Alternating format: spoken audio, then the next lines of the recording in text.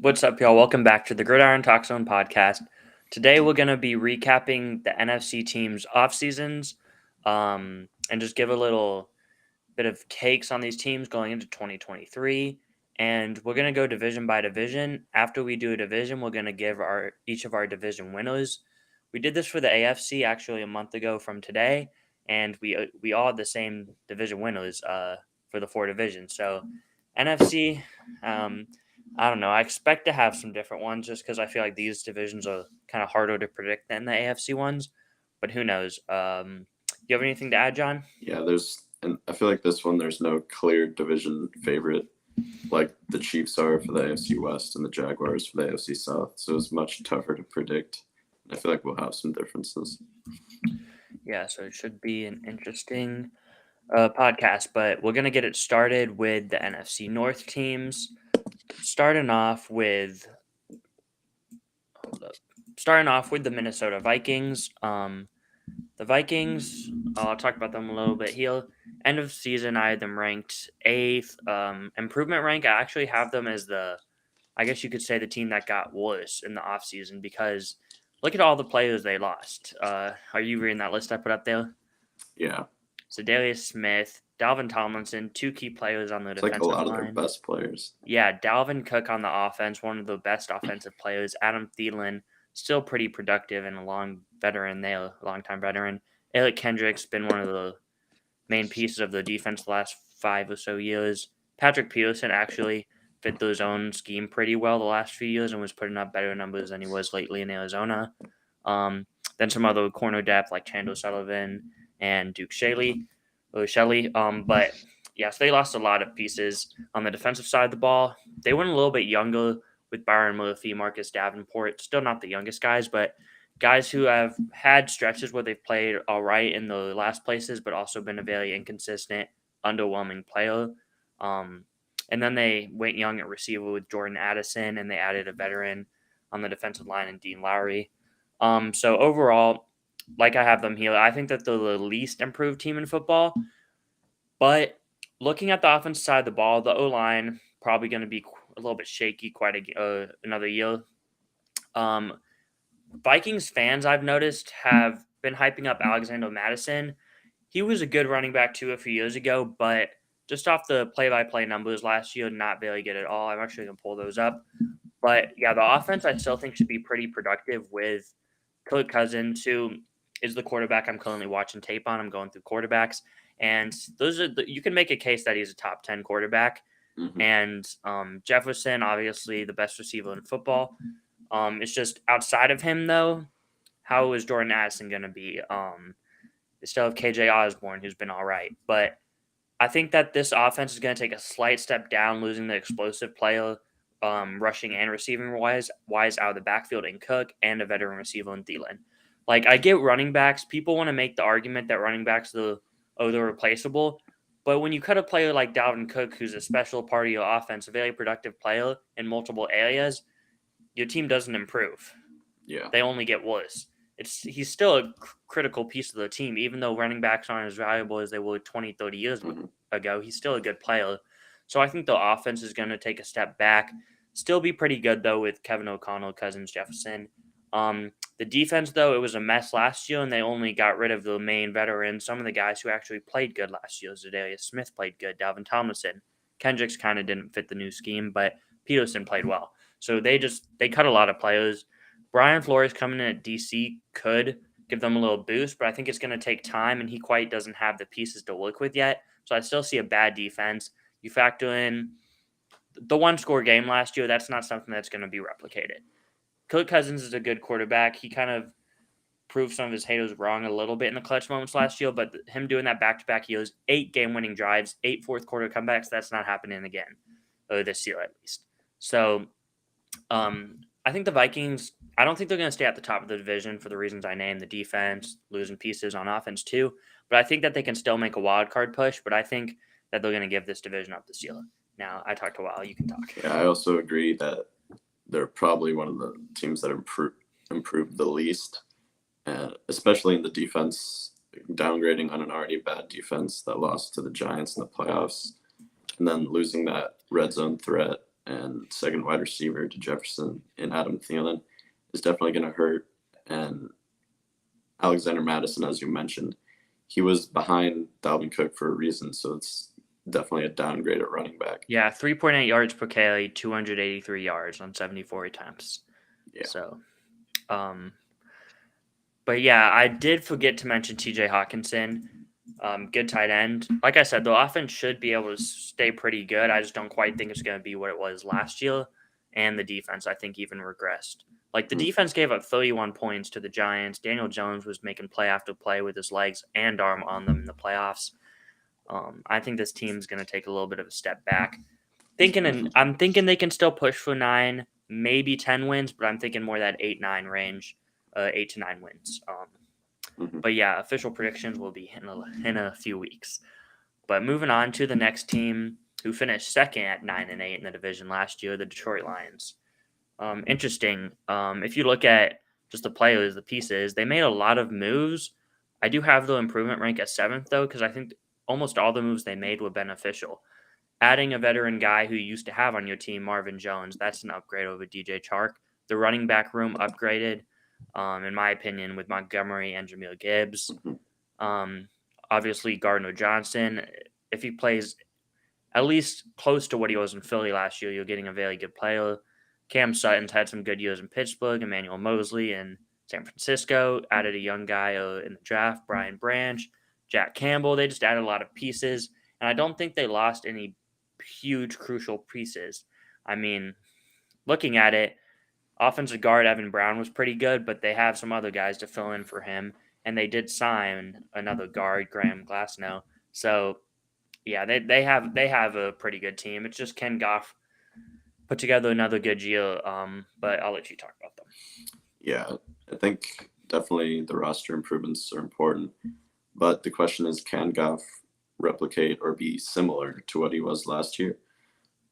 I don't know if that's possible, but I do think the roster moves they made and the improvements in running back, like you said, and they have just enough defense to where they're probably up there in the best defenses in the division, that I think they have the ability to improve and win this division.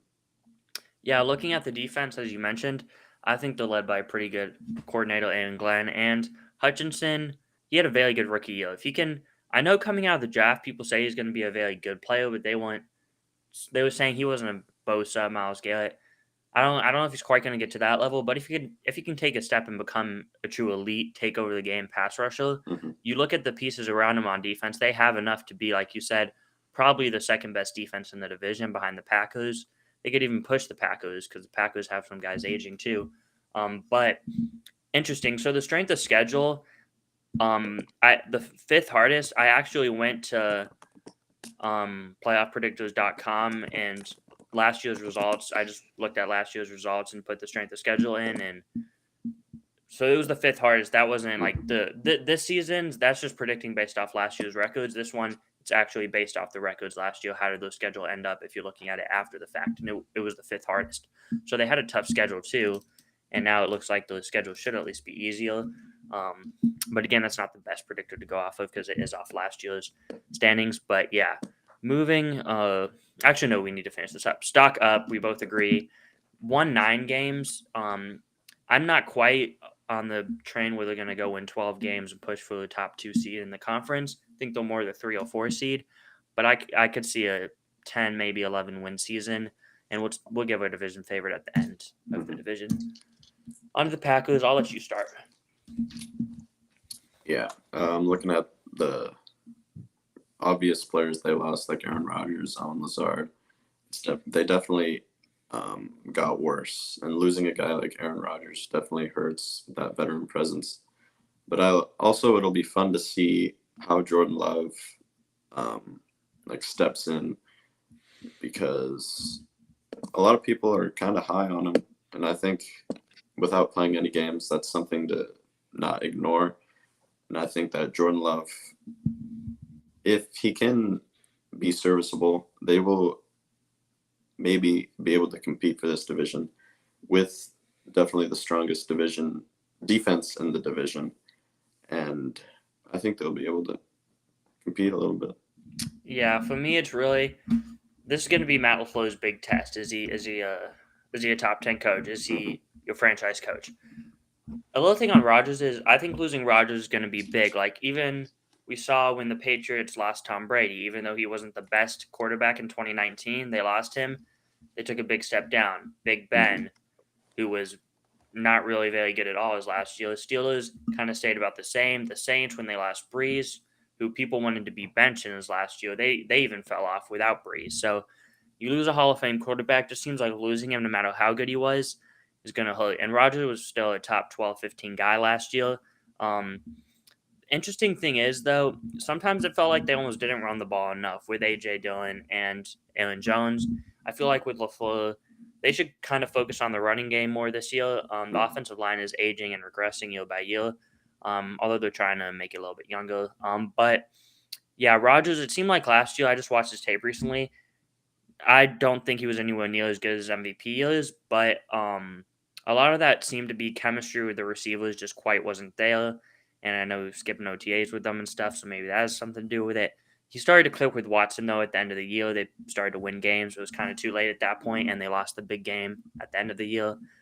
But anyway, yeah, I think the stock went down. I'm looking at I just think losing Rodgers is going to hurt a lot. A 6, maybe 7 win team. I think that they're going to take a big step back because Love doesn't have very good weapons to throw to at all. You're comparing the receiver room to the others in the league. It's near the bottom. The O-line, like I said, has regressed. They really need to win games, run game defense, and Love with his talent to make some plays. And I think they have some other good offenses in this division. I think that sitting right here today, I don't think you can make a case that they're anything better than the fourth best offense in the division. I agree. Yeah. Like the Bears added weapons. Fields, in my opinion, is better than Love, and the other quarterbacks are better than Love, and they have weapons all over the place. So I just think it's going to be quite a rough year for Green Bay. But we'll see. Moving on to my Chicago Bears. Second most improved team in football behind the Houston Texans, in my opinion. Getting the number 1 pick, just having a rough year last year, had them ranked 32nd at the end of the year. They actually had the hardest schedule by far if you look at last year's win percentage. This year it lightens up a little bit. And going game by game on the schedule, it seems like the layout of the schedule is pretty nice too. But looking at the key pieces lost, David Montgomery is really the only big key piece lost. But Khalil Herbert at times really did look like the more explosive, better running back than Montgomery. And they added Dante Foreman too. But adding the playmaker DJ Moore helps a lot. Adding depth at tight end, Rob Tunyon. I feel like they gave Fields a good set of playmakers and depth behind him. The O-line starting to be put together. Can they just mesh? I wasn't high on the Darnell Wright pick, but we'll see how it turns out. Like the linebackers they added, other pieces too. So I think that this team improved. I think Fields is only growing. I think that the offense is going to be borderline top 10 in my opinion, with the playmakers and the explosiveness of Fields, and they were the best rushing team in football last year, partly due to Fields, but they were that for a stretch. I think they finished that, but I'm not 100% sure on that. But yeah, the defense question marks. I think it improved though. Another year under Eberflus, it's going to be the weak link, and whenever they play teams like the Lions, Vikings, that could get exposed. But I also think the Bears' offense is going to be pretty explosive too to keep them in games. It's just how can Fields perform in the clutch. That was a struggle last year. But yeah, I think that the Bears are going to be one of the most improved teams in football and make a strong push for this division. Yep, I definitely agree. I think it all depends on the O-line and how Justin Fields develops into that passer that we kind of saw at Ohio State. And that all kind of leans on the O-line. And if they can improve, I think that this offense could be top 10, like you said. Yeah. But really, we agree, improve. Now we have to give our division winner. So like I said, I kind of eliminated the Packers. I think the Vikings regressed too much to win this division. I think that they're going to be the third place team. I think the Bears and Lions are going to fight it out for the first, and I think the Lions are slightly going to take it. Due to just, I feel like they're more ready to win now than the Bears, and they have a little bit more experience on their team, and I trust the coaching staff a little bit more than the Bears right now. But if Fields can take strides and become a top 10 quarterback, like I think he has the potential to, the Bears can make a strong fight with the Lions. But right now, I'm saying the Lions are probably going to win this division around 10, 11 wins. Yeah, I'm also going with the Lions around 10 wins. I think that in comparison to the division, they have enough defense that maybe the Bears don't have. And like you said, the experience in coaching and on the offensive end that they will be able to win this division. Yeah, my only concern for the Lions is you saw they trade Hawkinson last year. They have young players at tight end. St. Brown, more of an inside guy. Marvin Jones is good, but Jameson Williams is suspended 6 games. Could they struggle on the outside with the receivers early on? But they were really good last year. They didn't have Marvin Jones, and Williams missed most of the year. So I still think that they're going to be pretty good passing the ball. But yeah, moving on to the NFC South. This is an interesting division. I really think those 3 teams, you can make a case for any of them to win it. And the team who won the division last year, I don't think you can make a case to win. But anyway, Tampa Bay Buccaneers, obviously the big deal is Tom Brady retiring. Losing Tom Brady and going to Baker Mayfield is going to be really tough. Just think about this. Last year, the Bucs offense was one of the, I think, 10 worst in the league. At times, it was just like disappointing to watch. They couldn't move the ball. They couldn't score points. And then the fourth quarter comes and they put together a few drives and win a game 17-14 or lose it 14-10, something like that. But yeah, now factor in that you have Baker Mayfield. They did fire Byron Leftwich. But yeah, I think it's going to be a rough year. Offense side of the ball, run game is really not going to be that existent in my opinion. They do have 2 solid receivers. I think they're not as good as they were a few years ago in Mike Evans, Chris Godwin. But yeah, I think it's going to be a rough year offensively. Defense still has talent, but I think they're going to be on the field so much that with this rough offense, that wouldn't shock me if it was the worst in football. I think it's going to be in that debate or that discussion. I think that they're just going to struggle to move the ball. With that defense, I think that they can still pull off maybe like 5 wins, but I think it's going to be a rough year for Tampa Bay. Yeah, getting worse on an already really, it was kind of frustrating watching their offense last year. They just could get nothing going. And even if they got like an open receiver, they would drop the ball or fumble or something bad would happen. So I definitely agree. And we saw the defense wear off towards the end of last year and in that playoff game. So I think that just the bad offense will outweigh whatever that defense has to offer. Yep, so Tampa Bay, quick and short, we think that they're probably going to be the worst team in this division. On to the Carolina Panthers, who finished second in the division last year. Actually looked like they maybe were going to win it at a certain point with the Darnold Ben McAdoo combination. Still don't know how that managed to put together some good performances late in the year. But they're my 3rd most improved team behind the Texans and Bears. And it's just because all the pieces they had. First off, I think that they made an upgrade at head coach. I still believe Frank Reich is a good head coach in this league. Steve Wilkes did put together a good stretch there at the end, but overall, the Matt Rule, Steve Wilkes, that's not going to be better than with Frank Reich this year, in my opinion. Bryce Young, I think, is immediately going to be able to be a better quarterback than what they had last year with Darnold and Baker Mayfield and a little bit of PJ Walker. I don't think he's going to be overly impressive as a rookie, though, mainly due to just the adjustment into the NFL. It's going to be maybe take a little bit of time, but I still think he's going to be pretty solid. Then looking at the veterans they added, Von Bell, Adam Thielen, DJ Chark, Miles Sanders, Hayden Hurst, Shai Tuttle, then the rookie receiver Jonathan Mingo. I think they have a lot of intriguing pieces on this team, and I think the offense is pretty complete. Outside of a number 1 receiver, you have a pretty complete team, in my opinion. The defense should still be pretty good. I don't think it's going to be maybe top 5 or anything because they didn't really improve it outside of Von Bell, but I still think it's pretty good defense. The big deal was losing DJ Moore, but you needed to go get your quarterback, so I like what they did there. But yeah, I think, again, missing the number 1 receiver is what holds them back, along with having a rookie head coach quarterback situation. It's going to be tough to go and win the division, but I still think they're going to be in the run-in to win the division and push for the playoffs. Yeah, I agree. I think that their defense is very well-rounded, led by J.C. Horn and Brian Burns, and I think their improvements they made on offense are good, and the improvement made at quarterback is very drastic, I think. And I do believe Bryce Young is ready and will be able to make an impact. So I think I agree with the improvement rank, and I think they will have a legitimate shot at this division. Yeah, J.C. Horn, again, very good player. Needs to continue to stay healthy, and he's going to be a shutdown corner because he's proven it when he's on the field. But yeah, I like this team. Interesting enough, I just thought about it.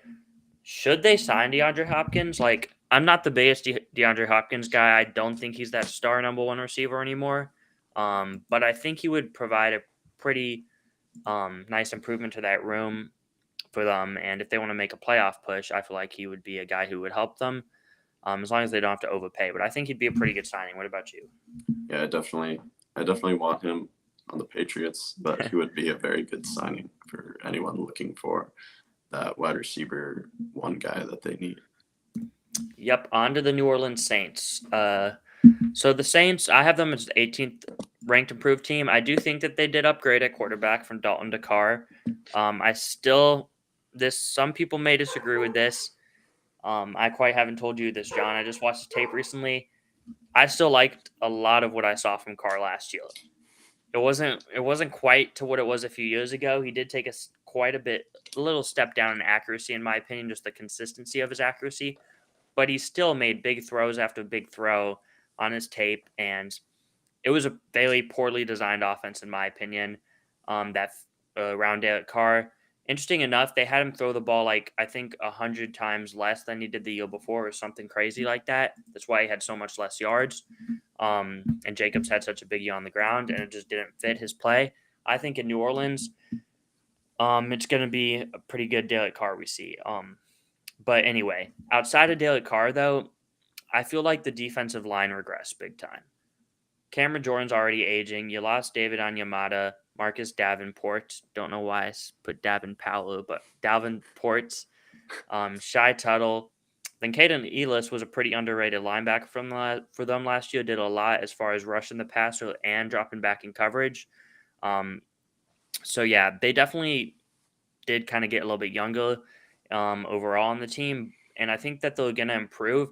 I don't think they're going to improve to like an 11-12 win team. I think they're going to improve from like a 7-win team to like a 9 or 10 win team and probably win this division. But what are your thoughts on the Saints? Do you think the Carr is going to work or it's going to flop? I think Carr could work. I think it's definitely an improvement from last year. I think I feel like this has been an issue for the Saints. I think it all depends on health on the offense and defensive side of the ball. And if Michael Thomas can stay healthy and some of those key defensive pieces, they probably win the division. But that's the question of if with the health. Yeah, my other concern is I think Olave is going to be good. Michael Thomas needs to stay healthy, but Michael Thomas goes down. You're looking at who would be your other receiver? Is it Rashid Shaheed. Yeah. Smith. Yeah, the receiver room would not look good at all outside of Olave. So that's a concern. I wish they would have added more depth. Even if it's just something like bringing Jarvis Landry back, who I think is still a free agent. Even a move like that just helps out with the depth and gives Carr a veteran. But interesting enough, seen it with Nelson Aguilar. Who was it? The year after. There was someone else. Zay Jones, Matt Collins. Carr just takes this fourth, fifth string receiver and turns them into a number 2, maybe number 3, and then they go get paid the next year. It happens year after year. I think that could happen here with one of these other guys, because there's been these guys on the Saints where people think are going to be good, like Brian Edwards. Oh no, he was on the Raiders. Traquan Smith. Who was that one dude last year? I don't remember his name. He was expected to be really good. He had an amazing Callaway. Yeah, Marquez Callaway. Is he even on the team anymore? I don't see him on the depth chart. I'm gonna look him up real quick. But yeah, anyway, I just think there's going to be a receiver that Carr can do that with. He's on the Broncos now, back with Sean Payton. But anyway, yeah, I think the Saints are going to be pretty good this year. But moving on to the Falcons. What are your thoughts on the Falcons? Yeah, you see I have them improvement ranked 4th. Just because you look at all the pieces they add, they completely took a 180 on this defense. this defense could be pretty scaly just looking at the depth chart. But yeah, what are your thoughts on the Falcons? Yeah, right now, just looking at it, I see one of the best defensive back groups in the league, as well as a pretty well-rounded front seven with Calais Campbell. And I think the Falcons' problem this year is going to be with the quarterback. Can Desmond Ridder develop, or do they have to use Taylor Heineke? I think that their offense has a lot of star power with the addition of Bijan Robinson, Drake London, and if Kyle Pitts can be that tight end we thought he was and was in his first season, I agree with the improvement, but it just all depends on that quarterback play. Agree with you on the quarterback play being the big X factor. If Riddle can, take care of the football, they have a running back room. They drafted Bijan Robinson. You have Tyler Algier, the running back out of BYU, last year rookie. Cordell Patterson still contributes in the backfield. You have some big receivers to throw it up to, / tight end, and Kyle Pitts and Drake London. But yeah, if Desmond Ridder can take care of the football, I think Arthur Smith seems to kind of get a little bit more out of this team than I expect, especially last year, winning 7 games. I didn't think that team would be as competitive as they were in the games that they played. I think they covered the spread in most of the games, at least the first half of the year. I remember hearing something about that. But yeah, they will always seem to be in games. But yeah, it's going to be a run-oriented team. Desmond Ridder needs to take care of the football. Hopefully, guys like Jesse Bates can fit into this defense, and the defense can click. Then I think that they have a team that can compete to win this division.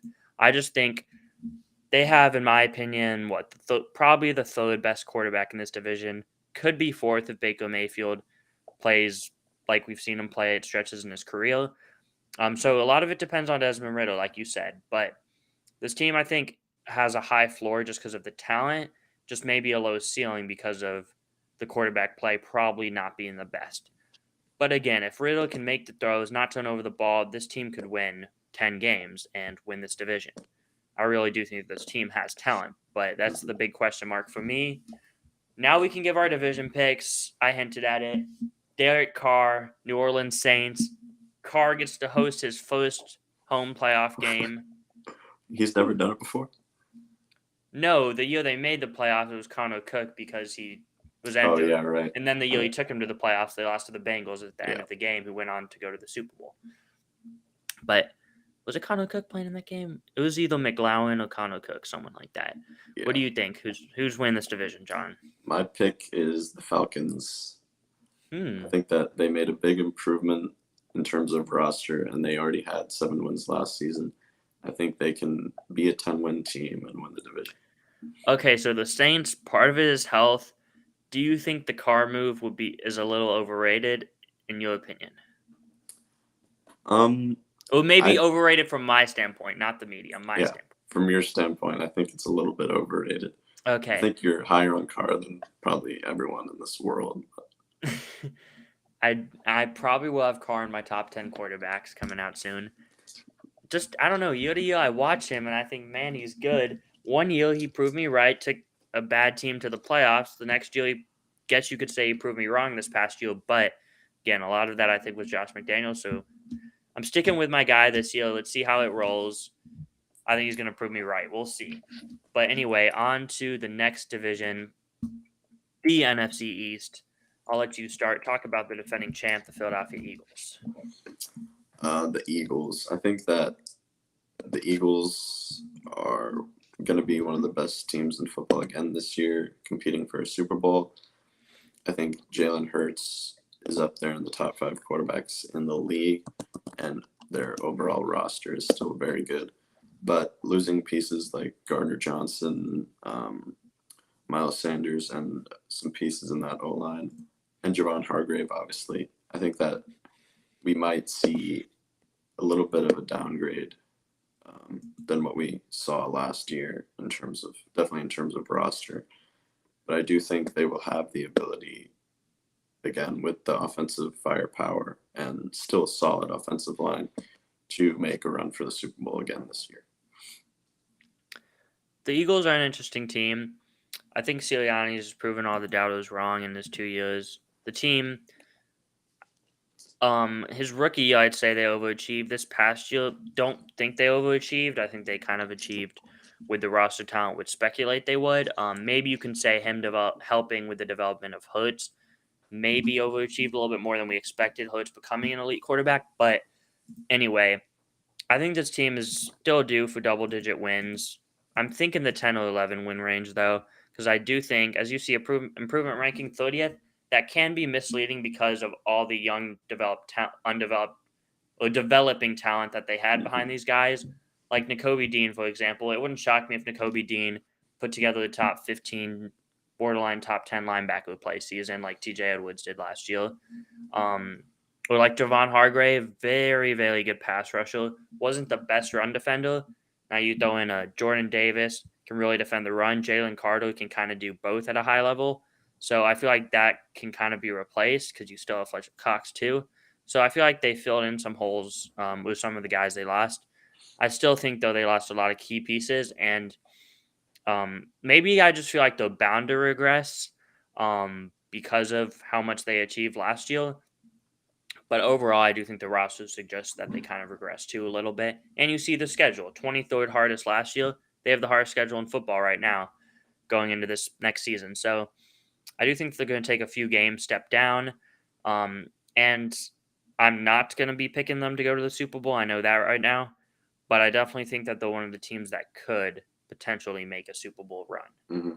I also want to say that defensive line was like historically good last year.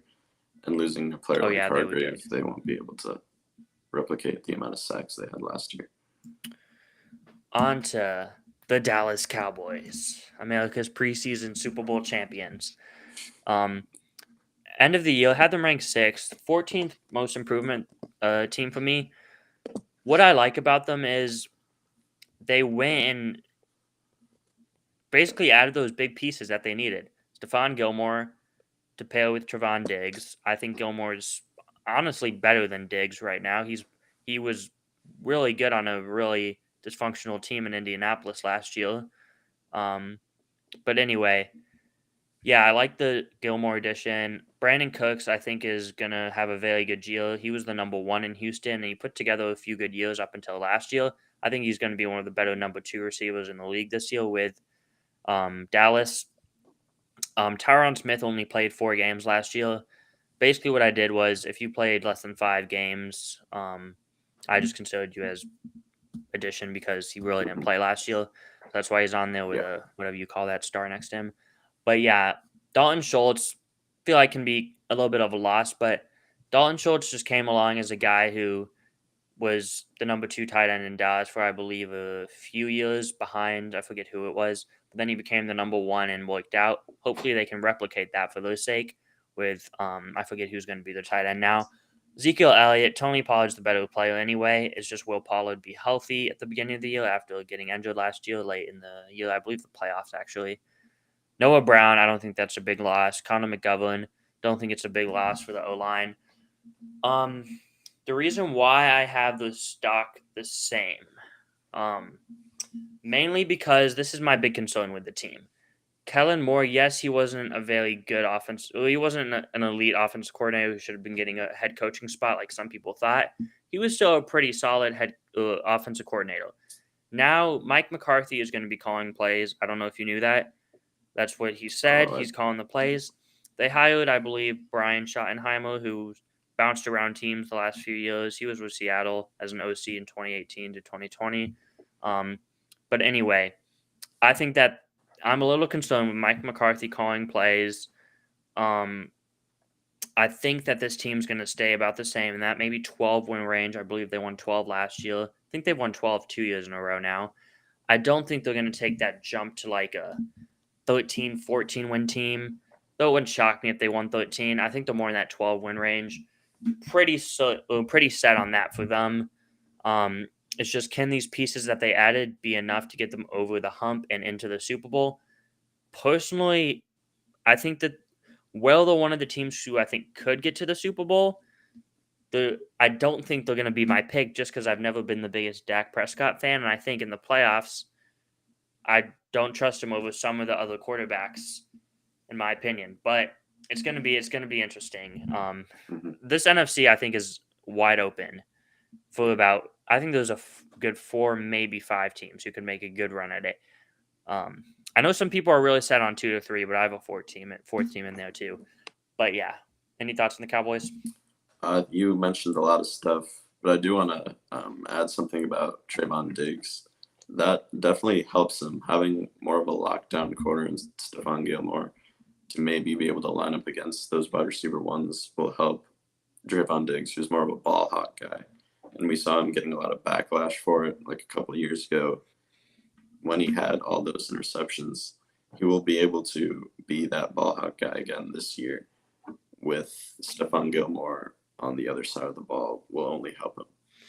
And if you just add context, if you see this, the schedule did get harder than it was last year. But anyway, moving on, the New York Giants. This team's very tough for me. I think they're probably the toughest team to predict going into the year. End of 2022 rank ninth. They were like 9-7-1, but they won a playoff game, so kind of put them at ninth here. Improvement rank 11th, which is interesting. Last year's strength of schedule, 7th hardest. This year, 4th hardest. Similar difficulty, but still pretty tough schedule. The thing is, though, as you see, they added so many pieces. You would think I would have them taking that next jump. I'm just hesitant on it, and here's some reasons why. One, last year, yes, they had a hard schedule. They just pulled out some games that I don't think that they're going to pull out 2 years in a row.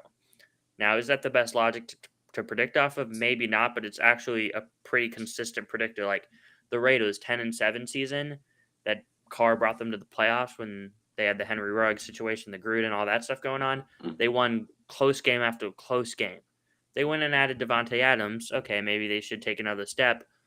They actually only won 6 games last year, partly because Carr's play regressed, mainly I think because of the coaching, and just because you don't always win those close games 2 years in a row. I think that's going to be a struggle for the Giants. And the Saquon Barkley situation, the contract situation, he hasn't showed up as far as I'm concerned, as far as my knowledge is concerned. Is he going to show up for training camp? Is he going to play? Or is he going to hold out if he doesn't get the contract he wants? I don't know. But yeah, and they added pieces. Waller, he struggled to stay healthy the last couple of years. I like the defensive pieces they added. You can see them on the screen. Paris Campbell finally was healthy last year. Solid number 3 receiver, maybe number 2 guy. But you're still looking at who? I forget his name. Hodges was the number 1. Slayton. Hodges is not the number 1. Then you have Slayton, drafted Hyatt out of Tennessee, but I believe he was a 3rd-round pick or so. Julian Love, pretty good player, arguably the best player in the secondary with his ability to play corner, slot, safety. So yeah, they should improve, but I've kind of have them staying about the same 9, 8, maybe 10 win range, just because of the reasons I named. What do you think? I kind of had the same logic as you. I just think last year they way overachieved and won a lot of those close games, which will be hard to repeat. So I kind of have the same logic. While they did make the roster improvements, I still expect somewhat of maybe a decline or maybe staying the same. Okay, so on to the Washington Commanders.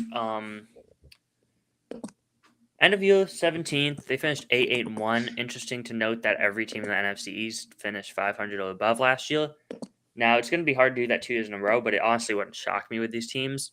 Because Washington, last year, they were an interesting team, had Wentz play, then Heineke play some. It's weird because Wentz put up better numbers than Heineke, but they were winning games with Heineke, not Wentz. So, Sam Howell. A lot of this team depends on Sam Howell. Personally, I had a 1st-round grade on Sam Howell coming out of the draft. I believe he has some Baker Mayfield in him, but I think he's going to be better than Baker Mayfield was in the NFL. And Eric Bieniemy, see if he will work out as the OC. I like that hire. They've had receivers for years now. McLaurin, Jahan Dotson. They have another guy. Curtis Samuel, am I thinking of? I feel like there's another one. Maybe I missed somebody. I don't know. But anyway, they have some receivers. My biggest complaint is I remember going into the offseason, I was kind of looking at every team. They had cap space.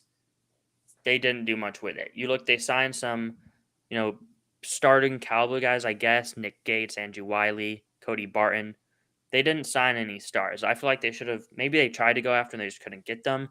I feel like they needed to add superstars or at least, high quality starters, potential stars to their team to make a jump in this tough division. And I don't feel like they did that. They do get Chase Young back from injury. Hopefully he can pan out, but the defensive line's already really good anyway. Some people think Jacoby Brissett's going to be the starter, which I think you can make a case he's the best backup in the league based off of Miami. He played pretty good, and then he played honestly not really good, but last year. Pretty good last year in Cleveland, starting a majority of the year. He honestly played better than Watson did, but there can be multiple reasons for that. But yeah, I'm kind of set the same on this team because I'm a Howell guy. I think Howell's going to be the starter most of, if not all, the year. And I just don't think that they made enough improvements around that to take a jump in this division. But yeah, the only way I could see them going to Brissett is if Howell just proves he's not ready to play early on, which I don't think that's going to be the case because I think he has a good offense around him and a good coordinator. And the defense can be pretty good. I think there's a lot of good on this team. I just don't see much great outside of McLaurin. So I think that they're going to struggle to get over the hump in this tough division and stay about that 500 average team. Yeah, I agree with probably everything you said. It's just Sam Howell. Yeah, do you have much of an opinion of Sam Howell? No, because I didn't see much of Sam Howell, and I didn't do like draft rankings or anything like that. Yeah, he was a guy at UNC who was good, was expected to be a top 5 potential number 1 overall pick, and then he had not as good of a next year before he went out for the draft. But that's because I think I told you this. They lost like all the talent: De'Ami Brown, Javonte Williams, Michael Carter Jr., Daz Newsome. But anyway, yeah. So this division's tough. Personally, I think it's a 2-team race again. Wouldn't shock me if the Giants jumped into that combo, or even Washington. Actually, it would shock me if Washington did, but seen crazier things in the NFL. I'm leaning Dallas because I think that they finally added those big-time players, and I think Philly is bound to take a little bit of a step back with the big-time losses of those veterans, even though they have replacements. I think just those veterans crucial. Both teams, I think, are going to have double-digit wins, though. I think Dallas is probably going to go like 12-5, and I think Philly like 11-6, or so, maybe 10-7. But it wouldn't shock me if Philly won it at 12-5, and Cowboys also went 12-5, and Philly just like beat them both times, or had a better division record or something. But yeah, I'm thinking the Cowboys are slightly going to win this division. What about you? I got Philly winning the division. Okay, and a lot of this is going to depend on, right now I'm just kind of giving my gut feeling and who I think is the best overall team. Yeah. But like when we go record by record, I'm sure you do playoff predictors too, where we pick our games and we show each other. But yeah, I think that's going to depend for me on this division, just what schedule lays out best. Yeah. What I have there with the head-to-head matchups. But anyway, on to our last division, the Niners. I'm just going to go over the stock first. This was a tough one. I was either leaning same or down, just because looking at it, they won 13 games last year and made the NFC Championship game. Unless you're the 49ers who have been on the brink of a Super Bowl for years after year, that's a very impressive, almost franchise-changing season for most teams. But the Niners standards, you want to win that Super Bowl. So having them go down isn't quite as slight as it looks at. It's mainly just because they lost a ton of pieces. Like the defense, you can't ignore Jimmy Ward's a good safety. I know they have Hufanga. Mike McGlinchey's a pretty good tackle. Azeez Al-Shahil, he's the third linebacker, but he did have a good year. Charles Omenihu, they're going to replace him, though, on the edge. So they lost pieces. Most can be replaceable, and they added the big guy in Javon Hargrave. But the reason why I have them going down is because, one, they had the easiest schedule in football last year, and if you look at the win percentages, it was by quite a big margin from the 31st. And the schedule is going to get tougher, but not only the schedule, the main reason is the quarterback situation. Brock Purdy, as far as I'm concerned, I don't think he's been practicing yet, and it's still up in the air if he's going to be ready to play week 1. If he is not, I think Darnold is going to be the starter. That would be my prediction. I've heard he's took some first team reps. I think Lance and him have split. I just think Darnold, Shanahan's talked about him. He likes him, and I think he's the more experienced player than Lance. So I think with the win now, they would lean Darnold, even though they drafted Lance high. Just because I feel like Shanahan wants to win. But yeah, I think either Darnold or Lance. The thing people say, which is true, Shanahan can make almost any quarterback look good, but that doesn't mean that, for example, signing Derek Carr, having a Derek Carr, I think would look elite with Shanahan. Personally, Yeah, I agree. I think if you add a top 12-ish quarterback with Shanahan, this team would win a Super Bowl. But I feel like, can Purdy be that? Purdy could be that quarterback. Reminds me a lot of maybe that Andy Dalton style quarterback who you can win with the team that they have. It's just, is he going to be healthy, and is he going to prove it again that he's really an NFL starting quarterback? That's the question. I feel like they have a lot of question at quarterback, along with losing a lot of pieces. A team that I think could struggle early but pick it up late. It's just where they have the quarterback to get over that NFC Championship hump. That's why I have them regressing, mainly because losing D'Amico Ryans too. Steve Wilkes, I think they made a good hire there at DC, but I still feel like with the new defensive coordinator and the defensive pieces lost, it's going to take a few games to get everything going, and it could be like a few years ago. They went 10-7. Debo led them to the championship game, but they started the season like 2-4 or something, and people will call in for Shanahan, or some people will. But anyway, I think it's going to be a similar season to that season, where they still can make a good playoff run. I just don't think they're going to be a 13-win team, more a 10-11 win team. Yeah, I definitely agree. It's just all dependent on the quarterback. And as long as whoever's in doesn't lose games for them, they'll still be a very good team. But it's just that quarterback is not really going to elevate them to win games as long as they just don't lose. Yeah, as much as I like Shanahan, it's hard for any coach to take this quarterback situation to the Super Bowl. Mm-hmm. And as good as a roster they have, as good as Shanahan is as a coach, it's hard to take the team to the Super Bowl. My question is, can they get over that hump? Again, I could still predict them to go to the Super Bowl. This is just my gut feeling right now. I have them slightly declining, but they could still make a deep playoff run. Here it is, the Seahawks, the sleeping giant in the NFC, in my opinion. End of year, they ranked 15th. They went 9-8, I think. Lost to San Francisco in the wildcard round. In a game they were actually winning at halftime, funny enough. Improvement ranked 6th. Just because you look at the big-time players they added. Bobby Wagner back to the team. I mentioned I like Julian Love a lot earlier. Jackson Smith and Jigba, I think, can be a really good. They have weapons galore in Seattle. Lockett, he's done his thing year after year. Deep threat, can play slot, outside. Just a very good player. DK, we know how good he is. Jackson Smith and Jigba, most people's number one receiver in the draft. Actually, I think they drafted him at pick 20. And then you have Noah Fant, a pretty solid tight end.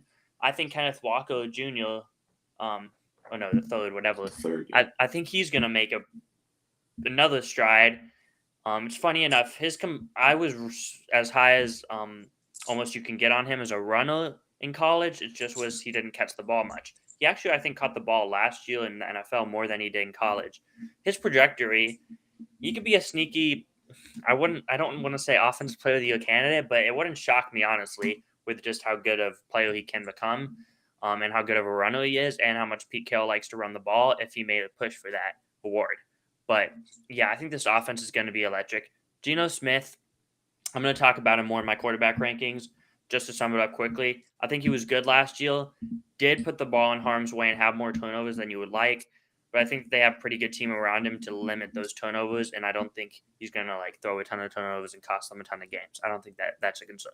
I think he's going to be a good quarterback again, and a quarterback you can win with. But anyway, defense, they made some retooling on the defensive line. Everything I think they did, though, is upgrading. And, of course, you added Devon Witherspoon. Can he be like a Sauce? If he can be like Sauce was his rookie year, then this team could win a lot of games. But, yeah, right now I'm very high on them. I'll let you talk about them. Yeah, I definitely think that the Seahawks are flying under the radar. And Geno Smith, I think he can replicate what he did last year. Him being fully the Seahawks guy and, having that season last year, I think he will have a ton of confidence going into this year and will be able to replicate that season. And also, if some of these younger guys on the offensive line and defense can develop, there will be a very scary team and could me, like flying under the radar, maybe making a Super Bowl push. Mm-hmm. Yeah, just like looking at it, they had 2 rookie starting tackles last year. One of those, I believe, Kwanu being a top 10 pick. So if those guys can develop, you add a solid piece in the infield and Evan Brown. This offensive line can take another jump, and then seems like they can usually run the ball pretty well. And now you have a really good running back, and you have a ton of receivers, and you have a Pro Bowl level quarterback, and the defense again has pieces. So yeah, this team can be scaly, and I still think I was hating on Pete Carroll. I think some others would too going into last year. Oh, you traded Russell Wilson, you want to run the ball. He took him to the playoffs. I think he's still a top 15, maybe top 10 coach even. Because you just look at his overall resume, he's been a very good coach throughout his career. But anyway, yeah, this team's scary. But moving on, LA Rams. The Rams, interesting. So they finished 27th last year, 31st rank improvement. They lost a ton of pieces. You can just look Ramsey, Wagner, Floyd, Rapp, Robinson, Scott, Gaines. And they pretty much didn't add any significant starters. Robinson can make a push to be a third or fourth receiver. Witherspoon, same thing, third or fourth corner. Then 2 rookies. They had offensive guard and defensive line. Reason why I have the stock the same and not regressing is because they did only win 5 games last year, and I think that they're going to be a 5 to 6 win team this year, mainly because Stafford and Kupp were injured a lot last year. So I feel like it'd be kind of, even though the improvement rank, because the guys they lost says that they probably get worse, I think just factoring Staff and Kupp missed a lot of games. If they were healthy the second half of the year, this team probably wins like 8 games instead of 5, maybe 7, somewhere around that range. So I think they're going to be a 5 to 6 win team this year, about what they were last year. But yeah, they're tough. Some people, for example, Colin Cowherd, I saw had them in the playoffs as a wild card team. That would surprise me just because of how bad their defense is. Yeah. Like I told you this, It's really early bad. in the offseason. Give me Georgia's defense. The NFL players on their defense compared to this defense has NFL players who you probably haven't even heard of outside of Aaron Donald and Ernest Jones and Jordan Forlow, probably. But yeah, I think it's going to be a rough year defensively, but I think Stafford and Kupp and just the coaching of Sean McVay can win them 5 to 6 games. But yeah, I don't see them making a playoff push. It wouldn't be the most shocking thing in the world if they won 8-9 games and snuck into the 7th seed, but I don't see them competing to win the division with the other 2 top-heavy teams. Yeah, I'm looking at this depth chart right now. I only see like 3 people I recognize. On the defense? Yeah. Yeah, I know a few of them just because I was really into draft scouting a few years ago, and they drafted some guys I know, like Robert Rochelle out of Central Arkansas, 4th-round pick in 2021. I know him because of the draft, but yeah. Interesting depth chart, to say the least, defensively. Yeah, it's just a matter of if Stafford and Kupp can carry them to not being the number 1 pick. Yeah. They're going to be an interesting team, though. Again, still have Stafford, Kupp. The receiving core is questionable outside of that, but do you agree that they're going to be? Do you think that they're going to be worse than last year and win 3 or 4 games? Or do you think I'm about right with the 5 to 6? Yeah, probably 5, 6 if Stafford and Kupp stay healthy. Yeah, it's a big if. Stafford at his age, you don't know if he's going to stay healthy. But interesting team. Cardinals, worst team in football. That's all I have to say. End of year ranked 31st, improvement ranked 29th. I'm not projecting Kyler Murray to play this year. I know he's going to at least miss the first few games, but I think that they're going to be bad, and it's going to be like week 6, 8, probably like week 8ish when he's fully healthy and doesn't try to come back early. And I think they're going to be like 1-7, and they're going to be like, why would we put him out there? First year head coach, a mess of a roster, really. Like J.J. Watt, he actually had his best season in like 4 years last year. He was a legitimate top 7-ish interior defensive lineman. DeAndre Hopkins still put up numbers when he played. Marcus Golden gets pressure as a pass rusher. But anyway, the guy I have under additions, Clayton Tune, rookie quarterback out of Houston. I like what he brings to the table as far as a pocket passing quarterback. Accurate. I see some traits in him that just make me think he's NFL ready. And in my quarterback rankings prediction video, I heard some buzz out of minicamp too from Clayton Tune. I think he's gonna end up starting the most games, or at least starting the most games at the end of the year for this team. Mm-hmm. Because I think Murray's not going to play much, if at all. And I think Tune's gonna beat out Colt McCoy, or Colt McCoy is gonna start and they're gonna be like 0-4 and put in Tune or something like that. I think Tune's gonna end up starting a good amount of games for this team. With that being said, I still think they're gonna win 2, maybe 3 games. And they obviously regressed. They won 4 games, so you would hope they wouldn't regress, but it's hard to see them winning more than 4 games. Yeah, this is very clearly, I think, the worst team in football. It's just so unfortunate. Like, they moved on from Josh Rosen, drafted Murray. Okay. First few years, they immediately jump into Bailey missing the playoffs. Came down the last week of the year. The Bears snuck in. I heard it. The Bears were the worst playoff team of all time. No, they weren't, but whatever. Then that was in 2020. Then 2021, they take a big step, win 12 games, but they have a disaster in the playoffs, and they started like 8-9-0 and then slowly regressed. And then this past year, they suck because they lost some pieces, I believe. They just go 4-13, and Murray gets hurt, and Kingsbury is out of there, and now they're a disaster. So it's only enough time before Murray wants out.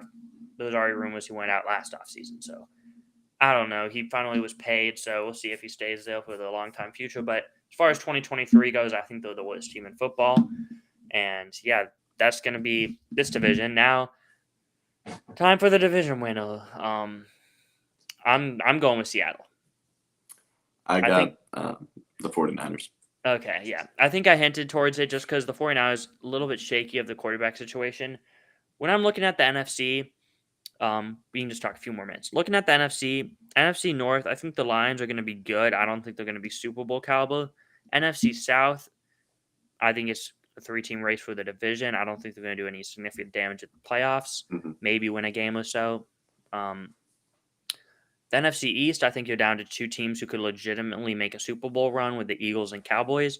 Then the NFC West, I think you're legitimately down to 2 teams who can make a Super Bowl run with the Niners and the Seahawks. So what is that? That's only 4 teams because the NFC North, I exit them all out. I don't think the Eagles are going to repeat, so that eliminates the 3. I'm really between the 3 and the Cowboys, Niners, and Seahawks. I really like the Seahawks this year. I think Geno's a better quarterback than Dak, and if Purdy's the starter for the Niners. I do like the defense and coaching staff of the Niners, so that makes me want to lean them. But again, that quarterback situation shaky. So I'm between those 2 teams, kind of Seahawks, Niners, maybe Cowboys or Eagles for the Super Bowl. I really feel in Seattle right now. I don't know how I'm going to feel at the start of the season, but we'll see in our final predictions. But yeah, that's just me. Do you want to add anything to that? Do you think those are the 4 teams too? Yeah, I think that's very clearly the 4 teams. Yeah, like, again, Philly, I could be wrong for just saying they're not going to go back-to-back, make it to the Super Bowl. Which, now that I think about it, losing the Super Bowl, we see like the Bengals get back there, the Rams winning the Super Bowl, and they fall off a cliff. Winning, if the Eagles won last year's Super Bowl, it'd probably feel more confident saying they're not going to get back there. But now that they lost it, maybe, they have more motivation to get back there. But I just still logically think that they're not going to get back. But maybe that's illogical. I don't know. I think they did lose a lot of pieces, though. But yeah. The reason I have 49ers winning the division is the same reason I had them in the Super Bowl last year. And that's just the talent, the pure talent they have with Nick Bosa, Hargrave, and then those offensive weapons too. Yeah, they're going to be just very interesting. Like if Purdy can play like he did last year, they could win 13 games. It's just, is he going to be healthy, and is he going to play like he did last year? But yeah, they could definitely make the Super Bowl too. Who knows who I'll have when the season comes. But right now, I'm really feeling Seattle. But anyway, that is our podcast. Just under an hour. Interesting. But yeah, we're planning on our next podcast. We're going to do a little bit of fun thing. We're going to go over players from the last 10, 15 years and debate if they should be in the Hall of Fame or not. So that should be an interesting podcast. Yep. Other than that, I'm going to have my quarterback rankings out pretty soon, have multiple podcasts with those, reaction from someone else. I'm going to do a quarterback draft with John and Graham. I expect Graham to be there, hopefully, if he's not on injured reserve or whatever. But yeah, so we're going to do a lot of quarterback talk the rest of July, and then get into our division previews after that. and then it will be the final record prediction, award predictions, and the start of the season at September. But yeah, that's it for the podcast. You want to wrap it up, John? I hope the Patriots get DeAndre Hopkins. Yeah, it's interesting that he hasn't signed yet. Thought he would have been signed by now. But anyway, that's it, along with Dalvin Cook too. Yep. But that's our podcast. Thank you guys for tuning